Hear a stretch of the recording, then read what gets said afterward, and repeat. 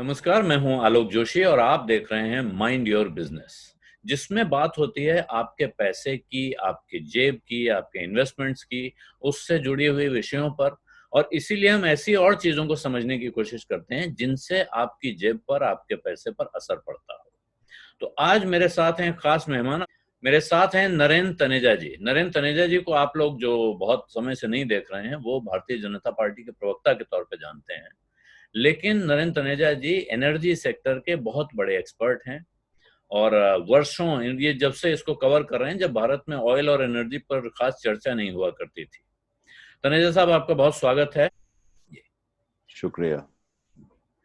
और आपसे समझने की कोशिश ये करेंगे, इस वक्त बहुत ये चल रहा है कि साहब क्रूड का दाम अचानक बहुत तेजी से गिर गया। हालांकि वो उतार चढ़ाव चलता रहता है उसमें, लेकिन इतना गिर गया कि वो नेगेटिव टेरिटरी में पहुंच गया, यानी माइनस में हो गया। ने खरीदार पैसा देकर तेल खरीदे, इसके बजाय हो गया कि जो बिकवाल है वो तेल भी देगा, साथ में पैसा भी देगा। इस तरह की खबरें, खास तौर पे टेक्सास का जो ऑयल है, अमेरिका के पश्चिमी तट पे होने वाला तेल, उसके बारे में ये खबरें आई हैं कि फ्यूचर एक्सचेंज पे ऐसा हो गया। इससे भारत में तरह तरह के सवाल लोगों के मन में आने लगे हैं। ये भी लोग सोचने लगे कि क्या अब अपने को पेट्रोल के साथ पेट्रोल पंप से पैसे भी मिलेंगे। तो पहले तो आप समझाइए कि हुआ क्या है और हमको क्या समझना चाहिए उससे, भारत में बैठे हुए लोगों को। देखिए, तेल जो है, जैसा आलोक जी आप जानते हैं और आपके ज्यादातर दर्शक भी जानते होंगे, जो फ्यूचर में प्ले करते हैं अमेरिका के अंदर, खासतौर से जो अमेरिका ऑयल है, जो वहाँ जिसको ज्यादा जो है बेंचमार्क यूज किया था, उसे WTI बोलते हैं। तो दरअसल ओक्लाहामा जो बहुत बड़ा बेस है खासतौर से डिलीवरीज के लिए, वहां पे ये एक हादसा हुआ, मैं हादसा ही कहूंगा, जहां पे जो लोगों ने बुकिंग करी थी उसकी डिलीवरी का टाइम आ गया। और जो फ्यूचर में वहां प्ले करते हैं, ना तो वो तेल को कभी फिजिकली खरीदते हैं, ना वो तेल की फिजिकली भी डिलीवरी लेते हैं। वो एक वो तो प्ले करते हैं, उसको खरीद लेते हैं और समय आने से पहले जो है उसको बेच के निकल जाते हैं। फिजिकल डिलीवरी जो लेने वाले हैं, वो पूरी समुदाय अलग है, वो लोग ही अलग होते हैं। लेकिन इसमें क्या हुआ कि कीमत डिलीवरी लेने वाले लोग उनको नहीं मिले। जब नहीं मिले और उनके लिए मुश्किल होगी, क्योंकि वो तो फिजिकल डिलीवरी ले नहीं सकते, तो उन्होंने ये कहा कि भाई जो फिजिकल डिलीवरी लेने को तैयार हो जाए तो हम उसको पैसे भी देंगे, $30 या $35 भी हम दे देंगे, लेकिन आप इसको आज जो है कंक्लूड कर लीजिए और फिजिकल डिलीवरी ले लीजिए। उसका नतीजा क्या हुआ कि ये चर्चा हो गई कि भाई ये तो फिजिकल डिलीवरी लेने के उल्टा हमको पैसे दे रहे हैं, क्योंकि समुद्री जहाज जो थे, वरना उनका भाड़ा देना पड़ता है, और जो समुद्री जहाज है उनका जो किराया है वो दुगना तिगना आजकल हो चुका है, उसमें उनको ज्यादा घाटा होता है। उनका पैसे देकर निकल जाते हैं, क्योंकि वो ट्रेडर्स हैं, उनका यही काम है। वो कभी तो उन्होंने मतलब शायद ये, तेल इसको को अगर कभी मैं हाथ लगा आसान कर नहीं भाषा देखा में होगा। कहूँ आपकी इजाजत से, तो ये है कि ये वो सट्टेबाज लोग हैं जिनका तेल के असली कारोबार से कोई लेना देना नहीं है। ये तेल के दाम पे दांव लगाते रहते हैं, और इस वक्त इनके दांव उल्टे पड़ गए, तो ये ऐसी मजबूरी में आ गए हैं कि ये असली लोगों से कह रहे हैं कि भाई ये तेल ले लो और इसके साथ हम पैसा भी दे देंगे, हमारा पिंड छुड़ाओ। बिल्कुल, आपने बिल्कुल सही उसको जो है सम्मान किया है। दरअसल यही हुआ है, और उन्हीं लोगों ने वहां से पैसा जितना नेला है उसके लेकर के वही लोग, वही नाम, वही कंपनियां नवंबर का जो फ्यूचर उसमें प्ले कर रही है, और नवंबर का इस समय जो रेट चल रहा है वो $32 है। जी। क्योंकि उनको लग रहा है नवंबर तक तो अमेरिका के चुनाव वगैरह का सब कुछ होगा, तो रेट बढ़े हुए होंगे। तो इसलिए ये वो हुआ है अब इसका। लेकिन जो तेल है, पूरी दुनिया की अर्थव्यवस्था की जो धुरी है वो आज भी तेल है। भारतीय अर्थव्यवस्था की तो पक्की तरीके से धुरी तेल ही है। तो उसमें जो है ये तेल जो की जो भूमिका है अर्थव्यवस्था में वो बड़ी है। और तेल के बिना, हकीकत ये है कि तेल के बिना कुछ चलता नहीं है, ना पेट्रोल बनते, ना प्लास्टिक बनते, ना केमिकल बनते, ना दवाइयां बनती, ना हमारे घर की तमाम चीजें जो हम यूज करते हैं, मोबाइल फोन से लेके ये कंप्यूटर जिसके सामने मैं बैठा हूँ, ये कहीं ना कहीं तेल से ही निकल करके आता है। तो इसलिए इसकी अहमियत जो है वो बरकरार है, उसको लेकर के कोई लोगों को। लेकिन जब ऐसी खबरें आई जिन्होंने नहीं समझा, उन्होंने ये सब चारों तरफ चर्चा हुई, लोगों ने कहा यार तेल के लिए हमको $70 देने पड़ते हैं, पेट्रोल पंप पे जाएंगे हमको हो सकता है $70 मिल जाए। तो ये अच्छा लगता है लोगों को, change for a change it was fun. हाँ, तो वो चुटकुला सा हो गया। लेकिन अब जो असल कुछ बात हद है, तक। सच बात यह है कि देखिए, दुनिया में हमारे आसपास हमें दिख रहा है, हम खुद जाते हैं। मैं हफ्ते में 2 बार अपने पेट्रोल टैंक फुल करवाता था। अब तो महीना भर हो गया है, पेट्रोल पंप देखने की नौबत नहीं आई। आपकी भी नहीं आई होगी, मुझे लगता है गए होंगे ज्यादा से ज्यादा, क्योंकि आप शायद निकलते हो पार्टी के काम से, सरकार की किसी मीटिंग की वजह से, तो हो सकता है एक बार भरवाया हो। लेकिन बड़े पैमाने पर पेट्रोल का कंजम्पशन, डीजल का कंजम्पशन, कह रहे हैं भारत में 50 से 70% गिर गया है। पूरी दुनिया में 30-35% गिर गया है। तो ये असल सच तो है कि मांग नहीं रह गई है, इस वजह से भी दाम बुरी तरह गिर रहा है। देखिए, कोरोना वायरस जो है एक ट्रिगर था, शुरुआत वहां से हुई। उसके बाद ये देखा कि भाई ट्रिगर था, तो उसके बाद सऊदी अरब और रशिया वो आपस में भिड़ गए इस बात को लेकर के कि जो तेल की कीमत में उससे हिस्सेदारी किसकी बड़ी होगी। सऊदी अरब कहता है मार्केट शेयर उनका बड़ा होना चाहिए, रशिया का ये था हमारा बड़ा होना चाहिए। वो आपस में पहली बार इस तरीके से भिड़े और पब्लिकली भिड़े, लोगों ने, पूरी दुनिया ने देखा। उससे क्या हुआ कि तेल के अंदर ये हुआ, उनकी वो इसलिए चाहते थे कि तेल की कीमत ऊपर जाए, प्रोडक्शन कट करें। उसकी जगह जब ये पब्लिक में भिड़े तो प्रोडक्शन कट तो छोड़िए, तेल की कीमत और नीचे आ गई। उसके बाद हमने ये देखा अमेरिकी राष्ट्रपति उसमें कूद पड़े। उन्होंने कहा अच्छा मैं आकर के, जो तुम लोगों के बीच में सब लोग बैठते हैं और कुछ ऐसा करते हैं तेल की कीमत ऊपर लेकर के जाएं। G20 में भी उसको उठा दिया गया, लेकिन उसका नतीजा और खराब हो गया। जो मार्केट का जो, क्योंकि अब ये ओपेक के देश नीति, ये 3 व्यक्तित्व थे, 3 पर्सनैलिटीज तो ये इस पे आए, और उसका नतीजा यही हुआ कि वो उसको संभाल नहीं पाए और वो इस तरीके से बिखरना शुरू हुआ कि अब जो है वो उसका समझ, एक तरफ तो कीमत नीचे जा रही है, दूसरी तो आज भी जब हम बात कर रहे हैं रशिया का प्रोडक्शन बरकरार है, उसी तेजी से जारी है, अमेरिका का उसी तेजी से जारी है, सऊदी अरब का भी जारी है, क्योंकि जो सहमति हुई कि 9.7 मिलियन बैरल्स की, वो सहमति जो है वो तो अगले महीने से लागू होगी। लेकिन आप देख रहे हैं कि आज की तारीख में क्या है। तो इसलिए कोरोना वायरस ट्रिगर था। उसके बाद इन्होंने जो आपस में जो ये लड़ाई थी कि भाई इसका कुल मिलाकर के बादशाहत की लड़ाई थी कि तेल का बादशाह कौन। सऊदी अरब ने कहा दुनिया कहती हम, जी।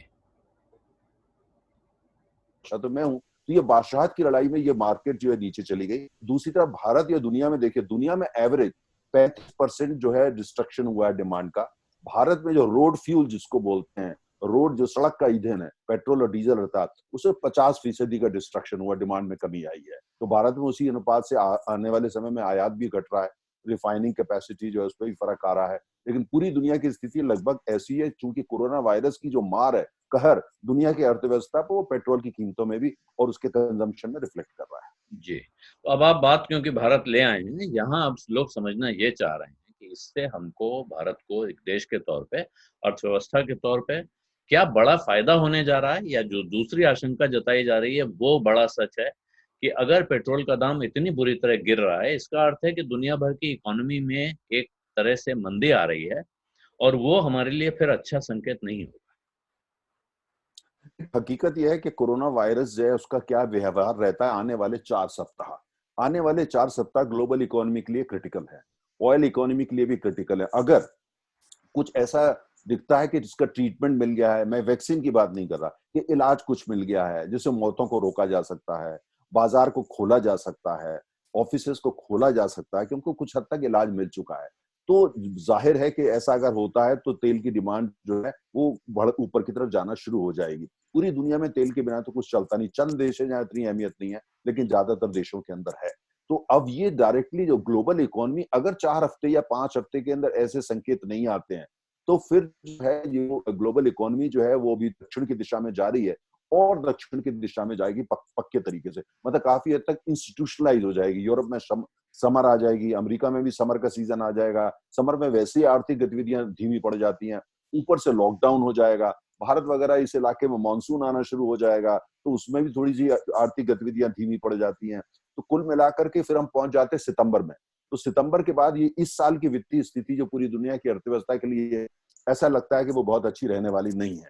और अगर ऐसा होता है, ये तो पेट्रोल और डीजल या कुल मिलाकर जो ईंधन है, जब तक अंतर्राष्ट्रीय ट्रैवल नहीं खुलता या कुछ होता, तो ये काफी हद तक जो है ये दबाव में रहने वाले। लेकिन भारत की जहां तक स्थिति है, भारत में यह कि अगर लॉकडाउन वगैरह धीरे धीरे खुलना शुरू हो जाता है, कृषि की गतिविधियां और तेज हो जाती है, मैन्युफैक्चरिंग जो है 70% से लेकर 80% भी अगर नॉर्मल हो जाती है, तो तेल की खपत बढ़ना शुरू हो जाएगी।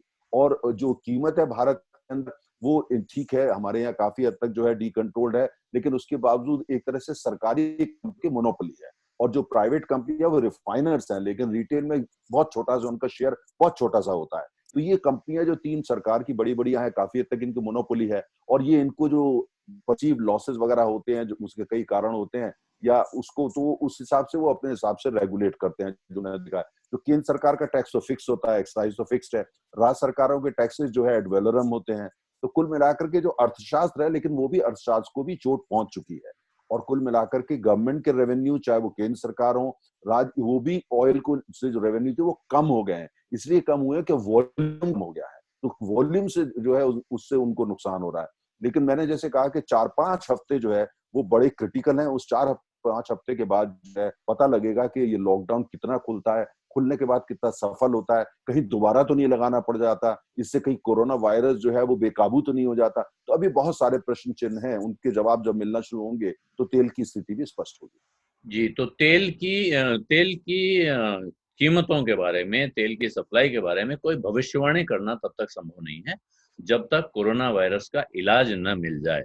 टीके की बात नहीं की है तनेजा साहब ने, वो कह रहे हैं इलाज, यानी कि लोग ठीक होना शुरू हो जाएँ, बीमारी फिलहाल और नहीं फैल रही है, इसका एक कुछ हद तक का भरोसा हो जाए, तब जाके कोई इस बारे में कहा जा सकेगा, अनुमान लगाया जा सकेगा कि आगे क्या होने जा रहा है। लेकिन एक सवाल बहुत ज़्यादा पूछा जा रहा है तनेजा साहब, कि भारत सरकार जब कच्चे तेल का दाम गिरता है, और ये पिछले 6 साल से पूछा जा रहा है, तब वो फ़ायदा पास ऑन नहीं कर रही है कंज्यूमर्स तक। अभी हाल में एक फैसला हुआ, आपको तो मालूम ही होगा, कि एक्साइज़ ड्यूटी बढ़ाने का फैसला किया गया। सरकार ने एक इनेबलिंग प्रोविज़न पार्लियामेंट से पास करवाया, जिसमें जो पेट्रोलियम प्रोडक्ट्स हैं, इन पर एक्साइज़ ड्यूटी को बढ़ाया जा सके। उसके उससे लोगों का शक हो रहा है। लोग कह रहे हैं, क्या इसका मतलब है सरकार ऐसे में जब दाम गिर रहा है, इस समय भी वो एक्साइज ड्यूटी बढ़ा के हम पर और बोझ बढ़ाने जा रही है? देखिए क्या है कि हमको ये समझना होगा कि अगर तेल का इतिहास उठा करके देखें, हमारे यहाँ जो मॉडल फॉलो होता है वो ब्रिटिश मॉडल है। इंग्लैंड में आज भी वही मॉडल होता है, अर्थात डीकंट्रोल जरूर कर दिया गया है, लेकिन अगर तेल की कीमत बहुत ज्यादा होती है तो सरकार जो है वो बीच में आ जाती है और कहीं ना कहीं अपने जो टैक्सेस है उनको घटाती है। कीमत बहुत ज्यादा कम हो जाती है, फिर सरकार बीच में आ जाती है, अपने टैक्सेस को बढ़ा देती है। तो कुल मिलाकर के वो उसको रेगुलेट करती है। उसके पीछे दो तरह दिए जाते हैं। एक तो ये कि सरकार का हर साल का एक अपना एस्टिमेट होता है कि सरकार को तेल सेक्टर से इतनी आय चाहिए, हुँ, और उसको बजट लेके चलते हैं, जिसमें एक तेल की जो कीमत होती है उसका एक औसत निकाला जाता है। जैसे पिछले साल का $67 था, तो अब जो आने वाले साल का कुछ और हो सकता है। इस साल का जो है वो 64-65 के आसपास रहा। अब कीमत कम हो गई तो जारी बात है कि सरकार को इसका फायदा मिलना चाहिए, लेकिन साथ में वॉल्यूम कम हो गया, तो हुँ, जितना फायदा कैलकुलेट किया गया था वो नहीं हो पाएगा। लेकिन हमको ये समझना होगा कि जो भारत जैसे देश है, या वो देश जहां पर जो तेल का सेक्टर है, उनको ये कहना है कि प्राइवेट में काफी हद तक वो सरकारी सेक्टर है, और हुँ, उसके अंदर तेल जो है उसका कंट्रीब्यूशन, जो भूमिका है जो सरकार के रेवेन्यू में, वो बहुत बड़ी होती है क्योंकि सरकार ही उसको चलाती है। इसलिए जो है ये हमेशा सरकार की दखल इसमें रहेगी। कीमत जो है डी कंट्रोल जरूर रहेगा, लेकिन कीमत वो होगी जो सरकार का परसेप्शन होगा कि भाई तेल सस्ता कर दिया तो लोग उसका दुरुपयोग करेंगे, पर्यावरण खराब हो जाएगा। तमाम तर्क आ सकते हैं, जी, लेकिन भारत में और जो ब्रिटेन में भी है, लेकिन भारत में खास तौर से चूंकि तेल को आयात करना, नेगोशिएट करना, उसको लेकर के आना, उसको रिफाइन काफी हद तक भारत में सरकार की कंपनियां करती हैं। लिहाजा सरकार ये सोचती है, इसका अधिकार है कि उसकी कीमत वो किस तरीके से रखे, और उस पब्लिक की तरफ से पब्लिक इंटरेस्ट में कहा जाता है वो काम करते हैं। इसीलिए मुझे लगता है कि ये सोचना है कि अंतरराष्ट्रीय बाजार में तेल बहुत सस्ता हो गया, उसी अनुपात में भारत में सस्ता हो जाएगा, ऐसा नहीं होता। पहली बात यह है कि जो कच्चा तेल का कीमत होता है, उससे तेल की कीमत तय नहीं होती है। जो रिफाइनिंग प्रोडक्ट्स होते हैं, पेट्रोल, डीजल, जो अंतरराष्ट्रीय उनका बाजार अलग है, जो कच्चे तेल का बाजार, जिसकी चर्चा अक्सर मीडिया में नहीं होती। तो जी, पेट्रोल, डीजल की अंतरराष्ट्रीय बाजार में कीमत है, उससे यहाँ कीमत तय होती है। साथ में कुछ और एक फार्मूला है, उसके बेसिस पे वो चला जाता है, और सरकार उसके हिसाब से तय करती है। सरकार ये सोच के चलती है कि भाई पब्लिक सेक्टर कंपनियों के साथ उनके हिसाब से ये कीमत जो है जनता पे कर सकती है, पॉलिटिकली अफोर्डेबल है, इकोनॉमिकली अफोर्डेबल है, एनवायरमेंटली अफोर्डेबल है। तो लगभग वो कीमत हमारे देश में चलती है। मुझे लगता है कि आने वाले 8-10 साल, 15 साल तो अभी स्थिति ऐसे ही रहने वाली जी। 2 सवाल छोटे-छोटे और पूछ लूँ तनेजा जी। एक तो ये कि इस वक़्त जो भारत की पेट्रोलियम कंपनियाँ हैं, जो बहुत से लोग पूछ रहे हैं कि साहब इसमें रिलायंस का क्या होगा? मेरी इच्छा ये जानने की है कि इसमें इंडियन ऑयल का क्या होगा? बीपीसीएल का क्या होगा? सरकारी कंपनियाँ, प्राइवेट कंपनियाँ जो ऑयल सेक्टर में हैं, उनके लिए ये स्थिति फ़ायदे की है, नुकसान की है? फ़ायदा है तो कितना है और चिंता है तो कितनी? देखिए, 3 तरह की कंपनियाँ होती हैं, मैं बड़ी जल्दी से आपको बता दूँ। एक तो वो कंपनी होती है जिनका काम होता है तेल का खनन करना, उत्पादन करना, जिसमें ओएनजीसी है, हुँ, जिसमें केन एनर्जी है, जिसमें ऑयल इंडिया है। हुँ, तेल की कीमत कम हो गई। यहाँ पे जो तेल का ये उत्पादन करते हैं, उनको जो कीमत है वो अंतर्राष्ट्रीय कीमत मिलती है।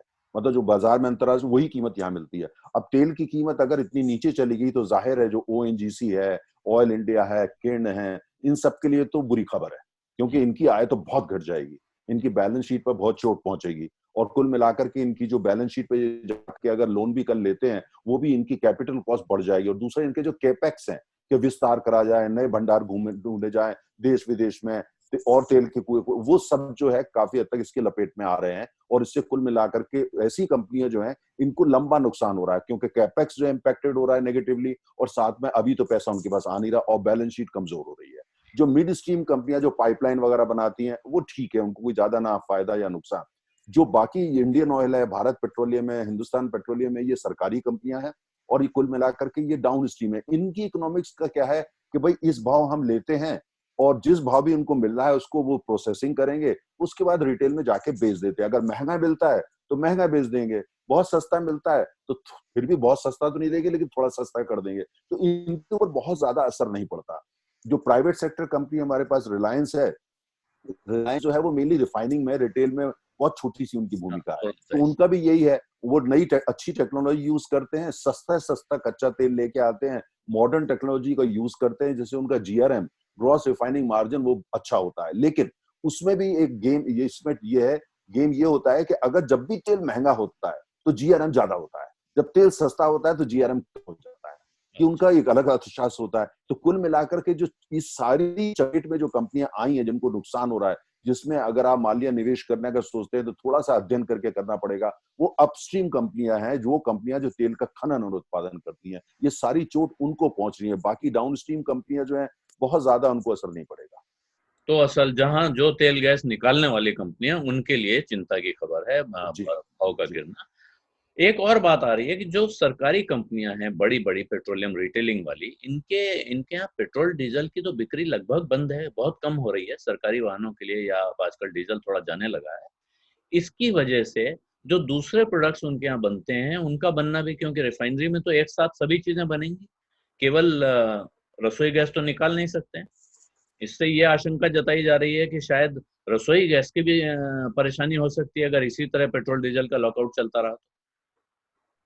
नहीं, बहुत अच्छा आपने प्रश्न किया। दरअसल जब लॉकडाउन की बात शुरू हुई तो कई जगह जो रसोई गैस, जो एलपीजी है, जो रिफाइनरीज में बनती है वगैरह जो है, उसमें दिक्कत आई थी कई जगह, खासतौर से कुछ उत्तर भारत के इलाके थे, उत्तर पूर्व के इलाके थे। तो इसीलिए जो है अभी 2 दिन पहले ही इंडियन ऑयल ने नया कॉन्ट्रैक्ट साइन किया आयात करने के लिए, जिससे कि अप्रैल, मई और जून के अंदर एलपीजी का और आयात किया जाएगा, जिसकी जहां जहां थोड़ी किल्लत है उसको पूरा किया जा सके।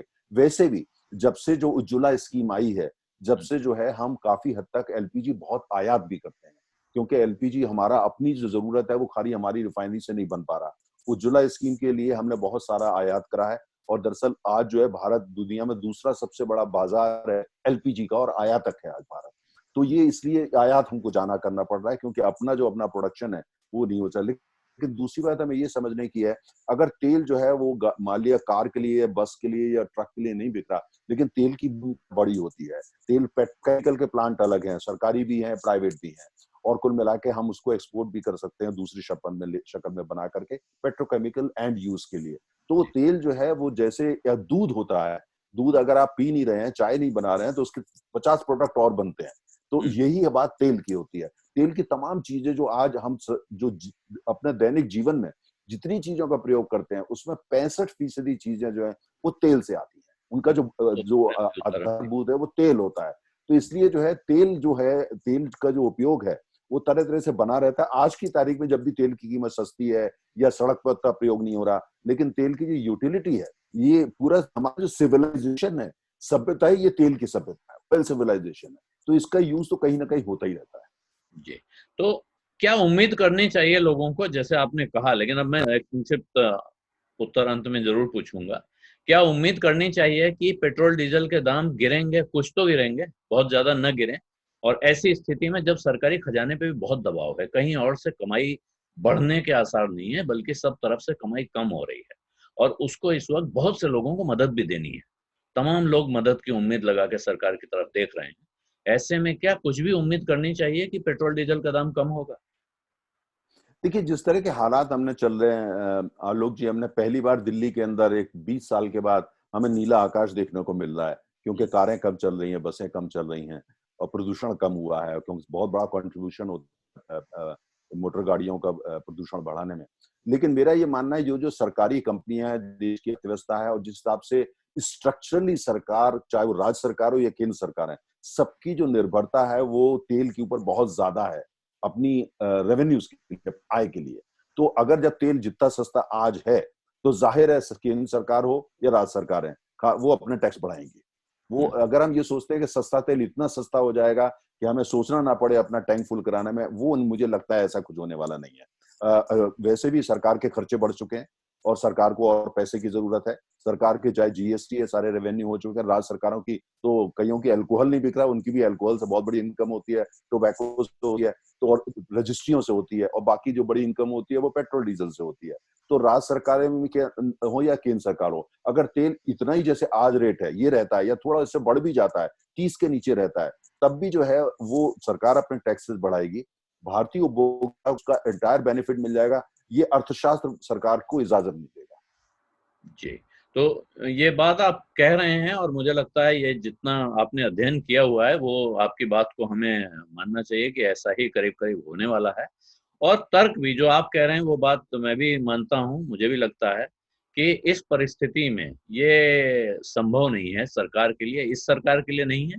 कोई दूसरी सरकार होती तब भी नहीं था, मैं वहाँ बैठा होता तो मैं भी नहीं कर पाता कि इस वक़्त देश की तमाम ज़रूरतों को किनारे रखूँ और पेट्रोल डीजल के दाम कम कर दूं। हो सकता है मध्य वर्ग को राहत देने के लिए, लोगों को राहत देने के लिए कुछ उसमें कमी की जाए, ताकि ये भी ना लगे लोगों को कि सरकार लूट रही है। लेकिन सरकार को इस वक्त पैसे की जितनी जरूरत है उसमें दाम कम होने की बड़ी भारी गुंजाइश है नहीं।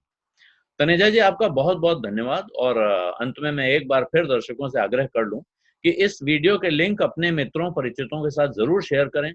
मेरा यूट्यूब चैनल वन आलोक जोशी अगर आपने सब्सक्राइब नहीं किया है अभी तक तो सब्सक्राइब करें और घंटी भी बजा दें ताकि आपको खबर मिल जाए कब नया वीडियो आया और कब मैं लाइव आया। अपना ख्याल रखिए।